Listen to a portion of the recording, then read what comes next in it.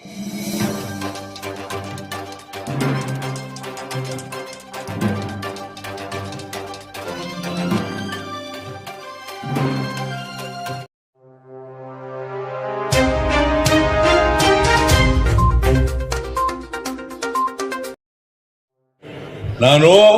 ಮುಸಲ್ಮಾನರನ್ನೂ ಪ್ರೀತಿಸ್ತೇನೆ, ಕ್ರಿಶ್ಚಿಯನ್ನರನ್ನೂ ಪ್ರೀತಿಸ್ತೇನೆ, ಬೌದ್ಧರನ್ನೂ ಪ್ರೀತಿಸ್ತೇನೆ, ಸಿಖ್ರನ್ನೂ ಪ್ರೀತಿಸ್ತೇನೆ, ಜೈನರನ್ನೂ ಪ್ರೀತಿಸ್ತೇನೆ. ಅದಕ್ಕೆ ರಾಷ್ಟ್ರಕವಿ ಕುವೆಂಪು ಅವರು ಹೇಳಿರ್ತಕ್ಕಂಥದ್ದು, ನಮ್ಮ ಸಮಾಜ ಇದೆಯಲ್ಲ ಸರ್ವ ಜನಾಂಗದ ಶಾಂತಿಯ ತೋಟ. ಬಲಿದಾನ, ನಿಮ್ಮ ಶಕ್ತಿ, ನಿಮ್ಮ ಕಸುಬು, ನಿಮ್ಮ ವೃತ್ತಿ ಯಾರು ಕೂಡ ಅಲೆಗೆಡಲಿಕ್ಕೆ ಸಾಧ್ಯ ಇಲ್ಲ. ಏನೋ 7-8 ವರ್ಷದಿಂದ ನಿಮಗೆ ಸ್ವಲ್ಪ ಇರ್ಸು ಮುರ್ಸು ಆಗ್ತಾ ಇರ್ಬೋದು, ಆದ್ರೆ ನೀವು ಎದುರ್ಕೊಳ್ಳುವಂತ ಅವಶ್ಯಕತೆ ಇಲ್ಲ. ಈ ದೇಶ ಆಳಿದ್ದೀರಿ, ಈ ದೇಶಕ್ಕೆ ಸ್ವಾತಂತ್ರ್ಯ ತಂದುಕೊಟ್ಟಿದ್ದೀರಿ, ಈ ದೇಶಕ್ಕೆ ಬಲಿದಾನ ಮಾಡಿದ್ದೀರಿ, ಈ ದೇಶದಲ್ಲಿ ಅನೇಕ ಹುದ್ದೆಗಳಲ್ಲಿ ನಾಯಕತ್ವವನ್ನು ಪಡೆದಿದ್ದೀರಿ. ಎಲ್ಲ ವರ್ಗದ ಸಮಾಜತೆ ಸೋದರ ಭಾವತ್ವವನ್ನು ಹೊಂದಿಕೊಂಡು ಜೀವನವನ್ನ ಮಾಡ್ತಾ ಇದ್ದೀರಿ. ನಾನು ಇಲ್ಲಿ ಕಾಂಗ್ರೆಸ್ ಪಕ್ಷದ ಅಧ್ಯಕ್ಷನಾಗಿ ಏನಿಲ್ಲಿ ಬಂದಿದ್ದೇನೆ, ಈ ರಾಷ್ಟ್ರದ ಧ್ವಜ ನೀವೆಲ್ಲ ಸೇರಿ ನಮಗೆ ಕೊಡಿಸಿದ್ದೀರಿ. ರಾಷ್ಟ್ರಗೀತೆ ನಮಗೆ ಕೊಡಿಸಿದ್ದೀರಿ, ಸಂವಿಧಾನ ನೀವು ಕೊಡಿಸಿದ್ದೀರಿ. ಈ ದೇಶದಲ್ಲಿ ಶಾಂತಿಯ ನೆಲೆ, ಈ ದೇಶದ ಐಕ್ಯತೆ, ಸಮಗ್ರತೆ, ಶಾಂತಿಯಿಂದ ಬದುಕಲು ತಾವೆಲ್ಲ ಸೇರಿ ಅನೇಕ ನಾಯಕರುಗಳು ಮಾರ್ಗದರ್ಶನವನ್ನು ಹಾಕಿಕೊಟ್ಟಿದ್ದಾರೆ. हमें 15 दिन से ये कॉन्फ्रेंस करने के ताल्लुक से बातचीत कर रहे हैं और सब तरह की मीटिंगें भी हमारे डिस्ट्रिक्ट प्रेसिडेंट मीटिंगें भी किए हैं. मुझे ताज्जुब क्या होता है, ऐसी हालत में भी हमारे लोगों में आज भी शऊर इतना कम है कि जिस अंदाज में हमारे लोग यहाँ पर हाजिर रहना चाहिए था, उस अंदाज से हम लोग आए नहीं हैं. आखिर आप लोग चाहते क्या है? अभी क्या कुछ बचा है करने के लिए उन लोगों में? ऐसी हालत में भी एक होकर हम एक तरीके से हम बैठकर एकजुट होकर नहीं दिखाए तो क्या हमारी वैल्यू क्या रहेगी? हर एक काम में, हर एक इसमें हमारे बहुत ही काबिल हम लोग दिखा रहे हैं. जो लोग फिक्रमंद हैं वही लोग आते हैं, जिनको जरूरत नहीं है वो कोई भी इसमें यहाँ पे आते नहीं. हम 8 दिन से तमाम तालुकों में मीटिंग की है. हम लोग यहाँ पे हैदराबाद से वोटर लिस्ट के ताल्लुक से भी आप लोगों को आगाह करने के लिए हैदराबाद से भी एक आदमी को बुलाए हैं. इसलिए अब हर एक काम में जो हमारे लीडर्स हजरात जो करते हैं उनमें आप लोगों का साथ नहीं रहा तो हम लोगों को आगे कैसे बढ़ना है, आप ही बताइए. आपके हर एक चीज में हम लोगों को आपका साथ देना है, आप लोग हमारा साथ देना है. 2 हाथ अगर नहीं मिले तो थाली नहीं बचती. इसलिए आप लोगों को कुछ समझाने की जरूरत नहीं है. जिस तरीके से फरवरी से शुरू हुआ हिजाब का मामला, उसके बाद दुकानें रखने का मामला, उसके बाद कट का मामला, अब उसके बाद अजान का मामला, अब बहुत से चीजें हैं. आप लोग अभी भी नींद से बेदार होने तैयार नहीं. इसलिए ज्यादा मैं एक शेर बोलते हुआ मैं आगे बढ़ाता हूं, क्योंकि हमारे प्रेसिडेंट साहब आगे जाना है. खुदा भी आज तक उस कौम की हालत नहीं बदलता, न हो ख्याल अपनी हालत के खुद बदलने का. आप लोगों को अपनी हालत खुद बदलने होगी. आपकी हालत बदलने के लिए कोई आसमान से फरिश्ते आने वाले नहीं है. आप लोगों को मालूम नहीं है हमारे वोटर लिस्ट से नाम कैसे गायब किए जा रहे हैं. रिसेंट में यूपी में जो इलेक्शन हुआ आपको सुनकर ताज्जुब होगा. 160 पर 5 सीटें बीजेपी 200 से 2000 वोटों के डिफरेंस में हारी है, जीती है। सेकुलर फोर्स 160 पर 5 सीटें हार गया। कितने वोटों से? 200 वोट से 2000 वोट। अब हमें अगर वो लोग उसमें हमारे वोट कोई साथ नहीं, क्योंकि एमआईएम वाले 200 से 2000 वोट लेकर 165 सीट्स हमारे हराए। अब हम किससे फाइट करें? नए नए ताकतें हमारे खिलाफ उठकर खड़ी हो रही हैं। उनका मकसद बस इतना ही है कि सीटों को जीतने के लिए रोकना है और दूसरों को जिताना है, बस। ये इंसिडेंट्स हो रहे हैं, जिस तरह की भाषा बोली जा रही है, जिस तरह से माइनॉरिटीज को लगातार टारगेट किया जा रहा है, इसको लेके हम लोगों को लगा हम लोग डिस्ट्रिक्ट जाएंगे, हमारे लोगों को बुलाएंगे, उनके बीच में अपनी बात रखेंगे और उनके साथ हम लोग वार्तालाप करेंगे, डिस्कशन करेंगे, ताकि हम लोगों को ग्राउंड में क्या सिचुएशन है वो भी पता चले। और उसके साथ साथ हम लोग जो है हमारे माइनॉरिटी के भाई बहनों को हिम्मत देने का काम, हिम्मत अफजाई करने का काम हम लोग करेंगे। डिस्ट्रिक्ट में जाके करके हम लोग सोच के कन्वेंशन बुलाए हैं। आप तमाम लोगों को पता है कि कर्नाटका में पिछले 3 महीने से क्या हो रहा है, पूरे देश भर में क्या हो रहा है। आप लोगों से कोई छुपा हुआ मामला है नहीं, क्योंकि आप लोग तमाम लोग हर दिन सवेरे न्यूज़पेपर पढ़ते हैं, हर दिन टीवी देखते हैं, आपके मोबाइल फोन पे सोशल मीडिया से आप वाबस्ता है, आप लोगों को पता है क्या हो रहा है। मैं एक इशू के बारे में यहाँ डिस्कस करने की कोशिश नहीं करूंगा, बस इतना मैं मैसेज देने के लिए यहाँ खड़ा हूं कि हम लोग एक डेमोक्रेटिक कंट्री में हम रहते हैं। दुनिया भर के देश में, दुनिया भर में कई देशों में ऐसा एक टाइम आया है जहां पे वहां के माइनॉरिटीज को, वहां के पिछले वर्ग के लोगों को, वहां के डिप्रेस सेक्शंस को सताया गया है। वहां पे मेजोरिटेरियन पॉलिटिक्स भी है। ये हमारे देश में भी कुछ सालों से हो रहा है, खासकर 2014 से जब नरेंद्र मोदी देश के प्रधानमंत्री बने और अलग अलग राज्यों में भारतीय जनता पार्टी की सरकार जब से बनी है, ये इस तरह के हादसे होने लगे हैं। लेकिन हम लोग भी चुप नहीं बैठे हैं, हर इशू पे हम लोग बोले हैं, हर इशू पे हम लोग पार्लियामेंट के अंदर हो, पार्लियामेंट के बाहर हो, असेंबलीज के अंदर हो, असेंबलीज के बाहर हो, काउंसिल के अंदर हो, काउंसिल के बाहर हो, हम लोगों ने माइनॉरिटीज की आवाज उठाने की लगातार कोशिश की है।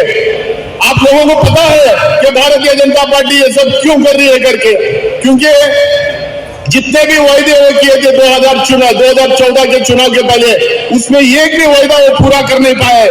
चाहे नौकरियां देने की बात हो, चाहे वो अलग अलग समुदाय के लोगों को मदद करने की बात हो, या नहीं तो वो हमारा इकोनॉमिक कंडीशन ठीक करने की बात हो, बहुत सारे ऐसे वादे किए थे जिसमें एक भी वादे पे वो खरा नहीं उतरे, एक भी वादा वो पूरा नहीं कर पाए।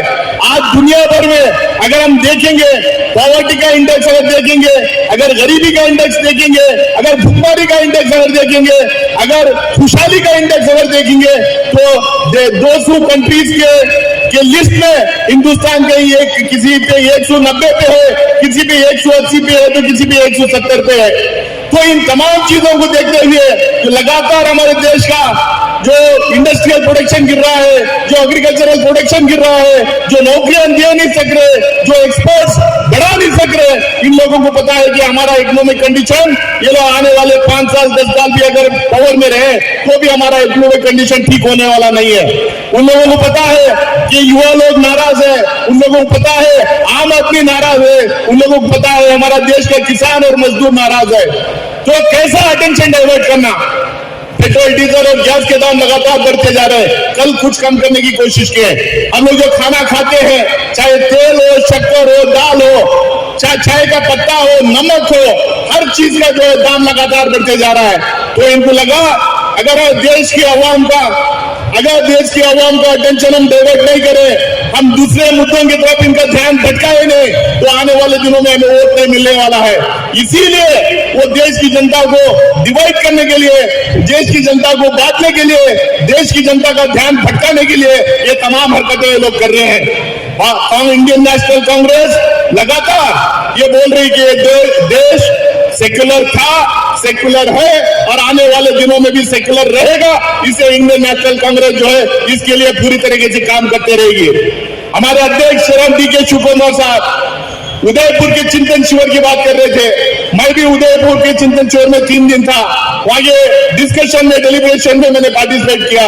हमारी अध्यक्षा श्रीमती सोनिया गांधी जी, राहुल गांधी जी और तमाम सीनियर लीडर ये एक आवाज में बोले कि हम हिंदुस्तान को सेकुलर रख के रहेंगे और हिंदुस्तान के जो माइनॉरिटीज है उनके ऊपर कोई हम लोग दाग आने देंगे नहीं, उनको कोई जो है मतलब डराने धमकाने की अगर कोशिश करेंगे तो हम उनके साथ में लगातार खड़े रहेंगे करके हम लोग इस सेक्युलरिज्म को लेकर आगे बढ़ने की हम लोगों ने फिर से एक बात चिंतन शिविर में की है। तो आप लोगों को एक बात समझना चाहिए।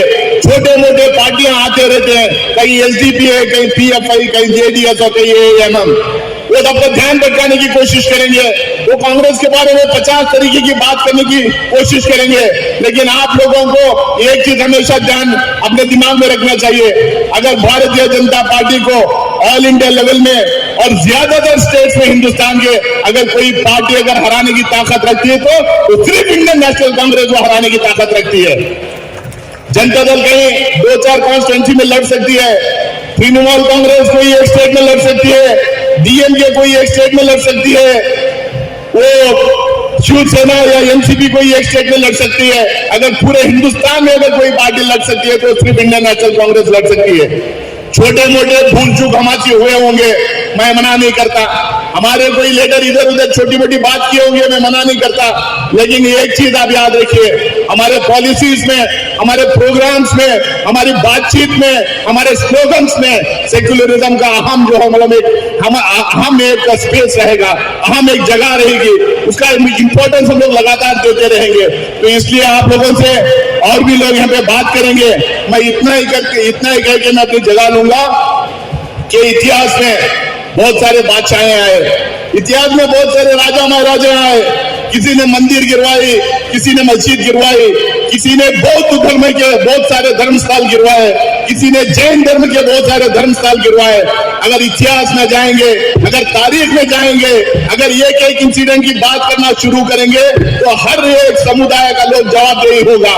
कोई आज किसी की गलती के लिए अगर कोई आज हिंदुस्तान के पूरे मुसलमानों को दोषी करार दे रहा है, यानी पूरे मुसलमानों को दोषी खड़ा कर रहा है, तो सवाल बहुत सारे हिंदुस्तान में उठ सकते हैं। सीएए, एनआरसी के टाइम को भी हम लोगों ने यही बोला था, अगर आप लोग हमारे कागज पूछेंगे, कागज पूछने की रिवायत बहुत दूर तक चले जाएगी। हिंदुस्तान का असली हिंदुस्तानी कौन है, बाहर से सेंट्रल एशिया से कौन आके हिंदुस्तान में बसा हुआ है, उसका भी हिसाब देना पड़ेगा। तो ये सवालों में हम नहीं जाएंगे, किसी की गलतियों के लिए हम लोग जवाबदेही नहीं है। हम इतना ही जानते हैं, 15 अगस्त 1947 को हिंदुस्तान आजाद हुआ, एक डेमोक्रेटिक स्टेट हुआ, एक आजाद हिंदुस्तान हुआ। जब से आम जनता की, आम लोगों की सरकार जो है बनने लगी है। 1947 के बाद जो हुआ उसके लिए लोग जिम्मेदार हैं, उसके पहले क्या हुआ उसके लिए कोई हम लोग जिम्मेदार नहीं है।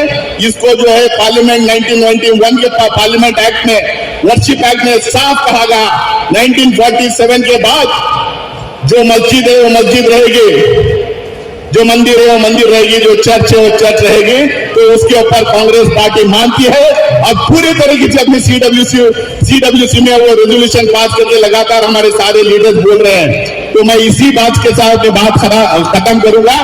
आगे बढ़कर आपके साथ कंधे से कंधा मिलाकर, हाथ से हाथ मिलाकर हम इसको फेस करेंगे। मैं उनका शुक्रगुजार हूं।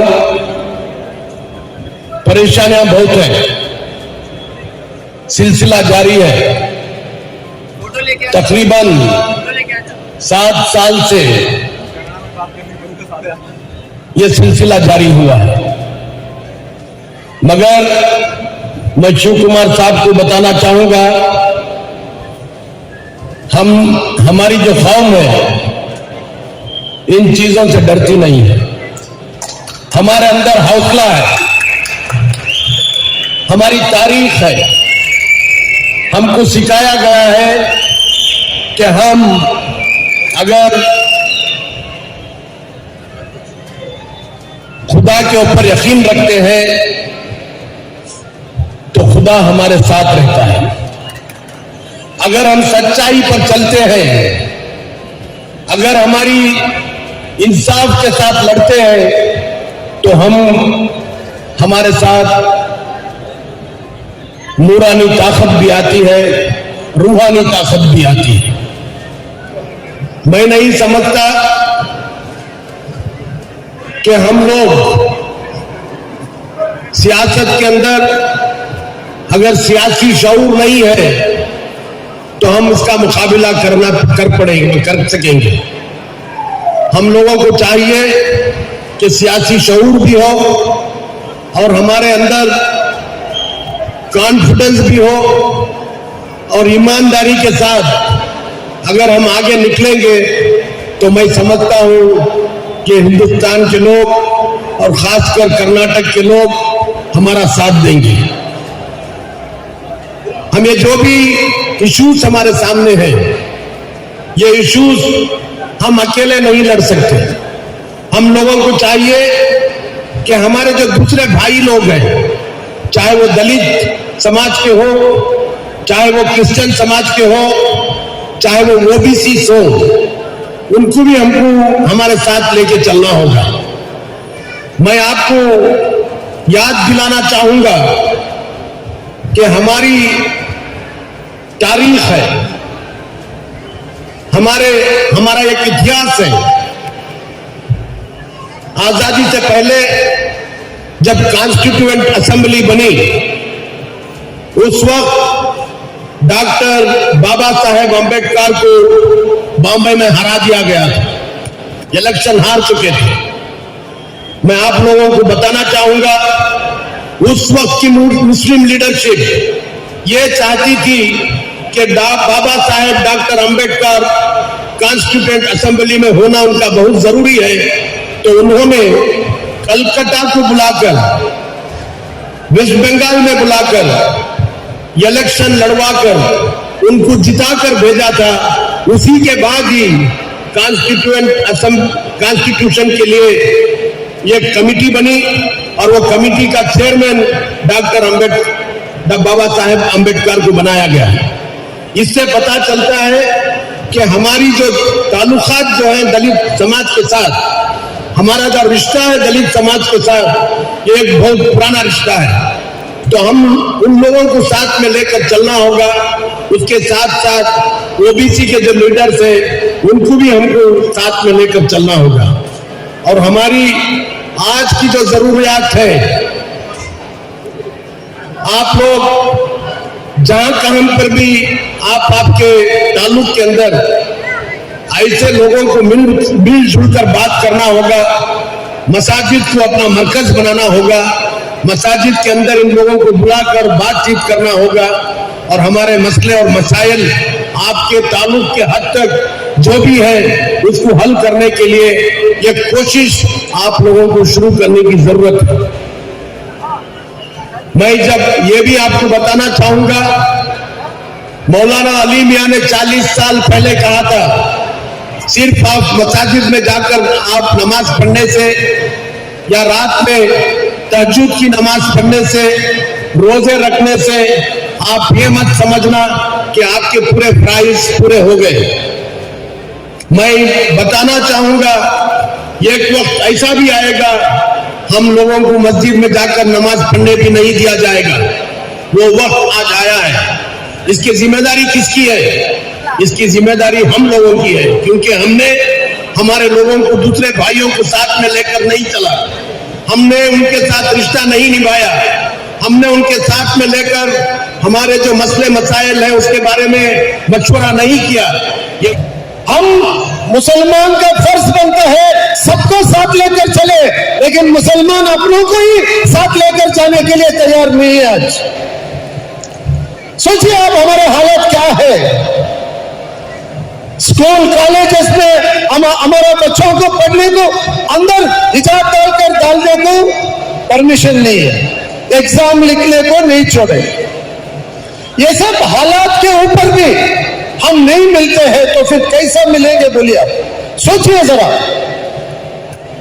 हमें किसी दूसरों से नहीं लड़ना है। ये मुल्क हमारा है, जैसे सबका है उसी तरीके से ये मुल्क हमारा है। उसमें कोई किसी से हम पूछने का जरूरत नहीं है। हम इस मुल्क को बचाने के लिए लड़ना है। आज ಈ ದೇಶವನ್ನ ಉಳಿಸ್ಲಿಕ್ಕೋಸ್ಕರ ನಾವಿವತ್ತು ಹೋರಾಟ ಮಾಡಬೇಕಾಗಿದೆ. ನಮ್ಮ ಸಮುದಾಯಕ್ಕಾಗಿ ನಾವು ಹೋರಾಟ ಮಾಡಬೇಕಾಗಿಲ್ಲ. ಯಾಕಂದ್ರೆ ಈ ದೇಶ ನಮ್ದು, ಇದ್ರ ಮೇಲೆ ಬಾಕಿ ಇರುವಂತ ಅಷ್ಟೇ ಹಕ್ಕು ನಮಗ್ ಕೂಡ ಇದೆ ಅನ್ನೋ ಮಾತನ್ನ ನಾನು ಹೇಳ್ತೇನೆ. ಆದ್ರೆ ಟಿಪ್ಪು ಸುಲ್ತಾನ್ ಅವರು ಪ್ರಾಣನೇ ಕೊಟ್ಟರು ಈ ಭೂಮಿಗೋಸ್ಕರ. ತನ್ನ ಮಕ್ಕಳನ್ನ ಬ್ರಿಟಿಷರ್ಸ್ಗೆ ಅಡಮಾನ ಇಟ್ಟರು. ಯಾಕೆ? ಅವರ ಖಾನ್ದಾನ್ಗಾಗಿನ, ಇಲ್ಲ ಅವರು ರಾಜರಾಗಿ ಉಳಿಲಿಕ್ಕ, ಇಲ್ಲ ಈ ದೇಶಕ್ಕಾಗಿ, ಈ ರಾಜ್ಯಕ್ಕಾಗಿ ಅವ್ರು ತ್ಯಾಗ ಮಾಡಿರುವಂತದ್ದು. ಅವರನ್ನ ಇವತ್ತು ಇವರು ಯಾವ ತರ ಚಿತ್ರಣ ಮಾಡ್ತಾ ಇದ್ದಾರೆ ಅನ್ನೋದು ನೀವು ನೋಡಿ. ಅವ್ರ ಬಗ್ಗೆ ಯಾವ ರೀತಿಯಲ್ಲಿ ಮಾತಾಡ್ತಾರೆ ಅಂತ ನೋಡಿ. ಇವರು ಯಾರನ್ನು ಬಿಡಲ್ಲ. ಇವತ್ತು ಮುಸ್ಲಿಮ್ಸು, ನಾಳೆ ಕ್ರಿಶ್ಚಿಯನ್ಸು, ನಾಳೆ ದಲಿತರು, ಮತ್ತೆ ಹಿಂದುಳಿದ ವರ್ಗ ಎಲ್ಲರನ್ನೂ ಇವರು ಹೀಗೆ ಮಾಡ್ತಾರೆ. ಇದನ್ನ ನಾವೆಲ್ಲರೂ ಅರ್ಥ ಮಾಡ್ಕೋಬೇಕು. ನಾವಿದನ್ನ ಅರ್ಥ ಮಾಡ್ಕೊಳ್ಳದೆ ಕೂತ್ಕೊಳ್ಳಿ, ಬನ್ನಿ, ಮಾತಾಡಿ. ಇವತ್ತು ಈ ಅವಕಾಶ ಬೆನ್ನೆತ್ಕೊಂಡು ಬಂದ್ರೆ ಓಡುವಾಗ ಕೂತ್ಕೊಳ್ಳೋಕ್ಕೂ ಜಾಗ ಸಿಗದೆ ಇರುವಂತ ಪರಿಸ್ಥಿತಿ ಬರಬಾರ್ದು ಅಂತ ಹೇಳಿ ಇವತ್ತು ನಿಮ್ಮನ್ನ ಕರೆದು ಇಲ್ಲಿ ಕೂರಿಸಿ ನಾವು ಮಾತಾಡ್ತಾ ಇರೋದು. ಇದನ್ನ ಅರ್ಥ ಮಾಡ್ಕೋಬೇಕು. ನಮ್ಮ ನೈತಿಕತೆ ಏನು, ಯಾವ ರೀತಿಯಲ್ಲಿ ಸರ್ಕಾರ ತರಬೇಕು, ಯಾವ ಪಕ್ಷ ಈ ದೇಶದಲ್ಲಿ, ಈ ರಾಜ್ಯದಲ್ಲಿ ಆಡಳಿತಕ್ಕೆ ಬರಬೇಕು ಅನ್ನೋದನ್ನ ನಾವು ಪ್ರತಿಯೊಬ್ಬರು ಅರ್ಥ ಮಾಡ್ಕೋಬೇಕು. ನಮ್ಮಲ್ಲಿ ಇದ್ದಂತವ್ರೆ, ನಮ್ಮ ಅಣ್ಣ ತಮ್ಮಂದಿರೇ ಪಕ್ಷ ಬಿಟ್ಟು ಬೇರೆ ಪಕ್ಷಕ್ಕೆ ಹೋಗ್ತಾರೆ, ಮಾತಾಡ್ತಾರೆ. ಈ ಪಕ್ಷದಲ್ಲಿ ಇದ್ದಾಗ ಯೂಟ್ಯೂಬ್ ಅಲ್ಲಿ ಎಲ್ಲಾರ್ದು ಇರುತ್ತೆ. ನಾನ್ ಮಾತಾಡೋದು ಯೂಟ್ಯೂಬ್ ಅಲ್ಲಿ ಇರುತ್ತೆ, ಅವ್ರು ಮಾತಾಡಿದ್ದು ಯೂಟ್ಯೂಬ್ ಅಲ್ಲಿ ಇರುತ್ತೆ. ನಿನ್ನೆ ಮಾತಾಡಿರೋದೇನು, ಇವತ್ತು ಮಾತಾಡೋದೇನು, ನಾಳೆ ಮಾತಾಡೋದೇನು ನೀವೇ ನೋಡ್ಬೋದು. ಯಾವ ರೀತಿಯಲ್ಲಿ ಬದಲಾವಣೆ ಆಗ್ಬಿಡ್ತಾರೆ. ಇದು ಅಧಿಕಾರಕ್ಕೇನ, ದುಡ್ಡಿಗಾಗಿನ, ಇಲ್ಲ ಸಮುದಾಯದ ಮೇಲಿರೋ ಪ್ರೀತಿಗಾನ ಅನ್ನೋದನ್ನ ನೀವು ಆಲೋಚನೆ ಮಾಡ್ಬೇಕಾಗುತ್ತೆ. ನೀವು ಆಲೋಚನೆ ಮಾಡದೆ ಹೋದ್ರೆ ನಿಮ್ಮ ಆಲೋಚನೆನ ಹಾಳು ಮಾಡುವಂತ ಮಾತು ಅವ್ರು ಆಡ್ತಾರೆ. ನಮ್ಮನ್ನ ದಾರಿ ತಪ್ಪಿಸುವಂತ ಮಾತುಗಳನ್ನ ಆಡಿ ದಾರಿ ತಪ್ಪಿಸಿ ಮತ್ತೆ ಕೋಮುವಾದಿ ಸರ್ಕಾರವನ್ನ ಈ ದೇಶದಲ್ಲಿ, ರಾಜ್ಯದಲ್ಲಿ ತರುವಂತ ಕೆಲಸ ಮಾಡ್ತಾರೆ.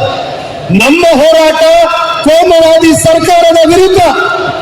ಕೋಮುವಾದಿ ಸರ್ಕಾರವನ್ನ ಎದುರಿಸಬೇಕಾದ್ರೆ ಅದು ಕೇವಲ ಕಾಂಗ್ರೆಸ್ ಪಕ್ಷದಿಂದ ಮಾತ್ರ ಸಾಧ್ಯ ಅನ್ನೋದನ್ನ ನಾವೆಲ್ಲ ಅರ್ಥ ಮಾಡ್ಕೋಬೇಕು. ಯಾಕಂದ್ರೆ ಈ ಪಕ್ಷ ಮಾತ್ರ ಇಡೀ ದೇಶದಲ್ಲಿರೋದು, ಕನ್ಯಾಕುಮಾರಿಯಿಂದ ಹಿಡಿದು ನಮ್ಮ ಜಮ್ಮು ಕಾಶ್ಮೀರವರೆಗೂ ಇರೋದು ಈ ಪಕ್ಷ ಮಾತ್ರ. नौजवान दोस्त साथियों, मैं ज्यादा वक्त नहीं लूंगा। आज तरह तरह की तकलीफ देने की कोशिश कर रही इस हुकूमत, चाहे हिजाब का मसला हो, हलाल हो, अजान हो, इन पे एक शेर अर्ज करना चाहूंगा। चिरागों की हिफाजत करते करते हवाओं को रुख बदलना आ गया। चिरागों की हिफाजत करते करते हवाओं को रुख बदलना आ गया। अब कितनी आग बरसाएगा सूरज, हमें शोलों पे चलना आ गया, हमें शोलों पे चलना आ गया। मैं नौजवान कहना चाहूंगा, डरिए मत, हम आपके साथ हैं। आजादी की लड़ाई में महात्मा गांधी के साथ मौलाना अबुल कलाम कंधे से कंधे मिला के इस मुल्क को आजाद करवाया। हमने अपने खून से इस मुल्क को सींचा है। आज ऐसा वक्त आएगा, मुसलमानों की इस मुल्क की जरूरत पड़ी तो खुदा की कसम हर एक मुसलमान सर पर कान डाल कर इस मुल्क की हिफाजत करेगा। शहीदों के चिताओं पर लगेंगे हर बरस मेले, वतन पे मरने वालों का यही बाकी निशान होगा। मैं आप लोग कहना चाहूंगा, हम मिल के जुट करके हम लड़ाई लड़ेंगे। आज फिरका प्रस्ताव के खिलाफ हम आंदोलन करेंगे, लड़ाई लड़ेंगे। आज मुल्क पे अगर मुसलमानों के साथ है तो कांग्रेस पार्टी दल के साथ है। मुसलमान कांग्रेस को तकलीफ दे रही है, लेकिन उसी तरह कांग्रेस भी मुसलमानों के साथ। इस बात कहते हुए मैं ज्यादा ना कहते, मैं नौजवान कहना चाहूंगा, ऐसा जोश में कैसा कोई काम ना करे जिससे हमें नुकसान हो, और नौजवानों की ताकत हमें चाहिए। ये बात कहते हुए एक शेर नौजवानों के लिए अर्पण करना चाहूंगा। संघर्ष के छाया में असली जवानी पलती है, संघर्ष के साये में असली जवानी पलती है। इतिहास उधर झुक जाता है, जवानी चलती है, जवानी चलती है। ನಮ್ಮ ಹೆಚ್ಚಾಗಿ ಮಾತಾಡಿದ ಇವತ್ತು ಏನು ಈ ಸಭೆ ಅಲ್ಪಸಂಖ್ಯಾತ ಬಿಲ್ ಹಲವಾರು ವಿಚಾರಗಳು, ಇದು ಕೂಡ ಇನ್ನ ಹಲವಾರು ವಿಚಾರ ಚರ್ಚೆ ಮಾಡಬೇಕಾಯಿತು. ಕಾಲದ ಅಭಾವದಿಂದ ಸಾಕಷ್ಟು ಲೇಟ್ ಆಗಿದೆ. ಸನ್ಮಾನ್ಯ ಸಿದ್ದರಾಮಯ್ಯ ಈಗ ಮಾತನ್ನು ಹೇಳ್ತಾ ಈ ಸಭೆಗೆ ಸಹಾಯ ಮಾಡುತ್ತಾ ಎಲ್ಲ ಪಕ್ಷದ ಮುಖಂಡರಿಗೆ ನಾನು ಅಭಿನಂದಿಸ್ತೇನೆ.